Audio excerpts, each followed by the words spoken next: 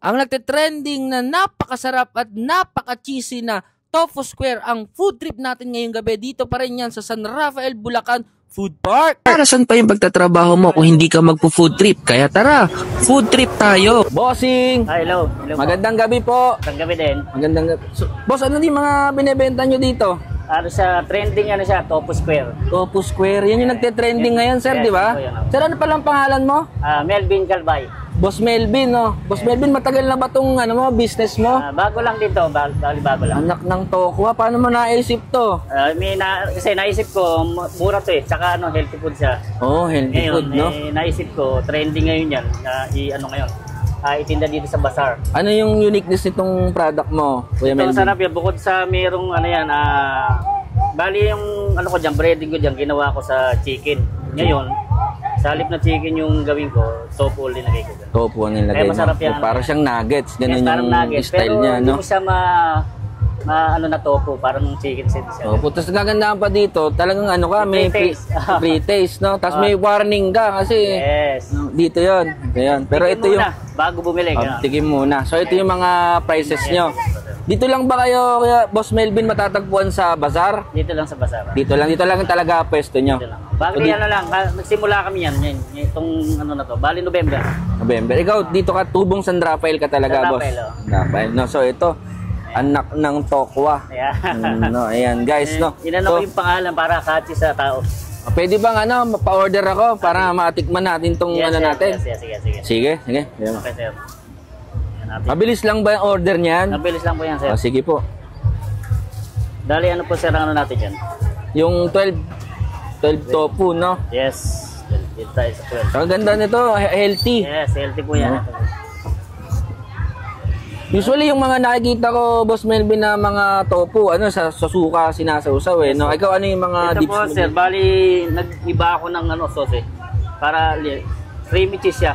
May cheese. Bali, sarili ko kasing gawa yung yan. Sarili mo na siyang timpla, no? Para pwede sa bata, pwede sa matanda. Tama. Kasi Sige. pagka suka lang eh, pang matanda, di ba? Oo. Baka maangangan yung mga bata, gano'n, di ba? Oo, tama. Sige, go tayo. Bali, So, yun. sir, no? Oo, yun. Ito siya, bali, kakaluto lang nito, sir. Yun guys, mabilis lang dito umorder. Yes, mabilis lang po yan. Nakakailang ganyan ka naman sa isang araw. Pagka po ganitong Sunday, madami po, nakakaano tayo, 300 pieces. 300 pieces, 400 wow. pieces. Wow. Lalo na ngayon Sunday, bakasyon eh. Yeah. Bakasyon, no? Oo, tamang-tama yan, no? Ganda dyan, healthy yung product mo. Yes, sir. Dali, natin. Okay, so. Ayan. Saan lalaki, ha? Yes, Hindi sir. siya mo tinipid. Nilakihan ko po siya, hindi ko siya tinipid kasi Tinipid, oo, Yes. tama. para talaga pagka kinain po talaga, E di marami ka ng suki niyan. Dami kanina bumibili dito eh. madami na po. Oo, kaya ngayon lang ako, nakasingit madami na din po eh. yan. No, ayan yung mga dips mo. Yes, sir. Meron ka ba dyang yung manghang? Pamahilig kasi Meron ako sa pa, meron po manghang. tayong hot sauce ito. Yun, Yan. may hot sauce. Yun. Sige. So, Kaya po, titikman pwede natin. sa mga bata, pwede yung walang hot sauce, gano'n. Ayan, ito siya. Wow. Bali, creamy talaga siya, sir. Napaka-creamy talaga, no? Yes. Yung sauce na yan, ganyan talagang karami yan. Yes po, dinadamihan po Baka natin. sabihin kasi vlogger, Ay, kaya hindi po. madaming mga cheese Kahit yan, sino pong dyan, madami po talaga. Marami talaga. Yes. Oo. Yan po kasi yung nagugustuhan nila, yung sauce. Oo, yun, natakam ako eh. Yes, opo. So meron din po tayo, sir, dyan, garlic. Para Garlic din.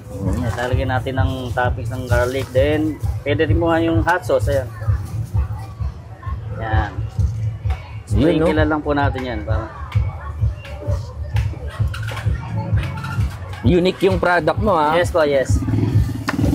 Catchy. So, pwede po tayo sa hot sauce. Ayan. Ito na po siya. Yun. Anak Tayo, ng hot sauce, Tokwa. Sige, tikiman time na tayo, guys, no? Guys, so nandito tayo ulit sa San Rafael Food Park. So ito, nandito tayo tatambay ngayon, mag-food trip sa anak ng Tokwa. Guys, tingnan nyo, anak lang to, pero malaki yung anak. Napaka-cheesy nung kanilang Tokwa dito, guys. Ito yung in-order natin, 100 pesos lang to lahat. Sobrang mura, pero tingnan nyo naman, napaka-solid nito. So ito yung food trip natin ngayon, anak ng Tokwa. Titikman natin yung kanilang napaka-creamy na tofu natin, guys, no?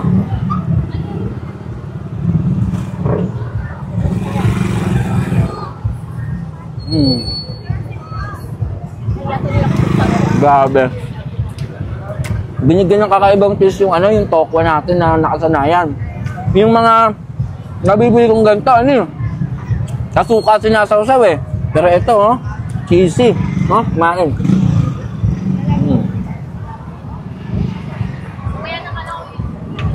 Well, hindi lang yan.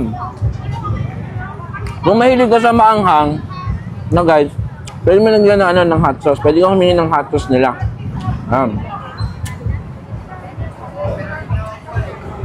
Tapos tikman natin yan, guys. Magandaan dito, masarap na. Tapos healthy pa yung product nila.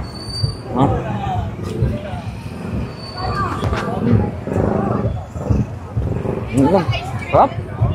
Ang sarap.